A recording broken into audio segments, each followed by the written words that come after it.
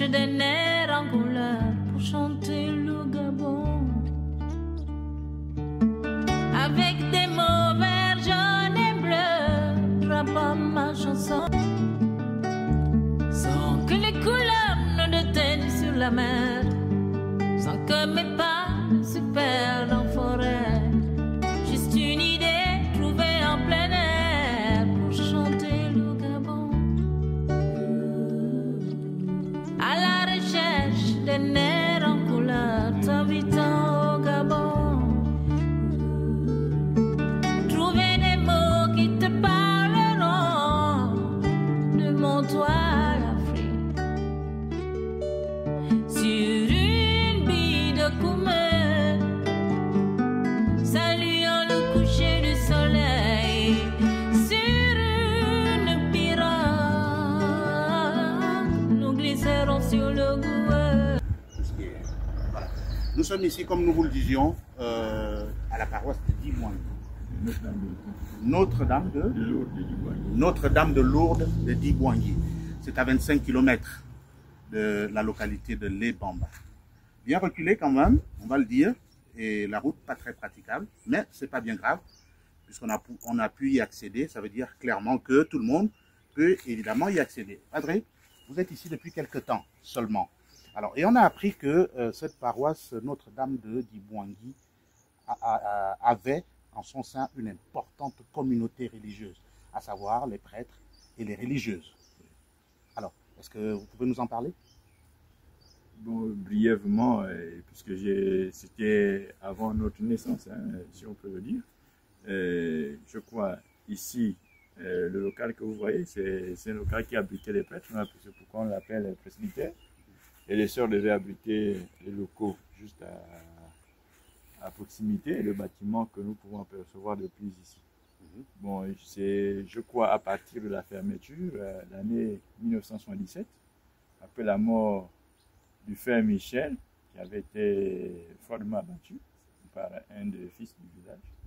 Et je crois que la mission, les ordinaires de lieu avaient trouvé mieux d'abord de fermer la mission, suspendre l'action missionnaire dans le site.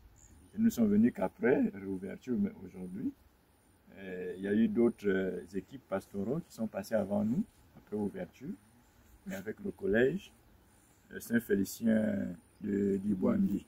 Voilà, donc ça fait, je crois, nous sommes depuis 1993, je crois, 1993, la réouverture de ce collège. Jusqu'à maintenant, il y a une petite vie, il y a une vie quand même dans le site. Voilà, donc la communauté religieuse était de l'autre côté ici, ça abritait les prêtres. Il y avait, je crois, une sorte de, selon les dits, il y avait une sorte de barrière, mur de séparation qui distinguait les deux communautés. Voilà, donc c'est ce que je peux dire, oui, selon les informations que nous avons pu recueillir de gauche à droite. Voilà, et merci, Padre, de nous les partager, ces informations, bien entendu. C'est le moins qu'on puisse dire, et c'est la moindre des choses qu'on puisse savoir. Sans doute que ce sont des informations qu'on va compléter dans les jours à venir. Padre, mais il ressort aussi, selon les informations que nous avons recueillies, que cette communauté de prêtres et de religieuses avait des activités qui pouvaient être des activités rémunératrices. Oui, les prêtres menaient des activités génératrices de revenus pour se prendre en charge et aussi pour supporter leur œuvre, les aider dans l'œuvre de la mission et aussi pour les activités, les actions caritatives.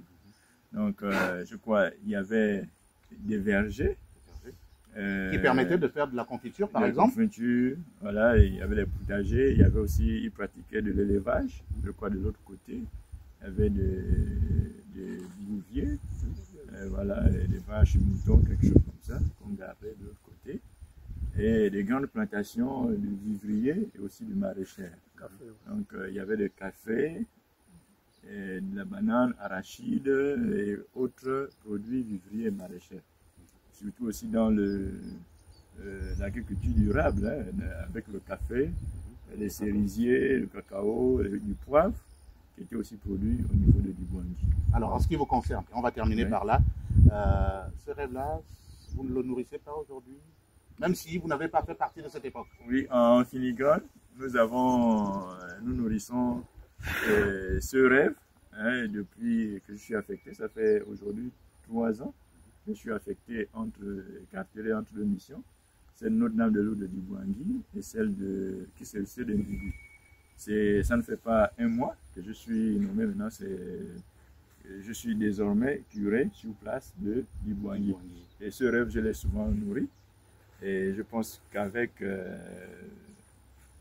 l'aide de Dieu et surtout l'apport des autorités du pays, pourquoi pas, oui. Voilà, et l'adhésion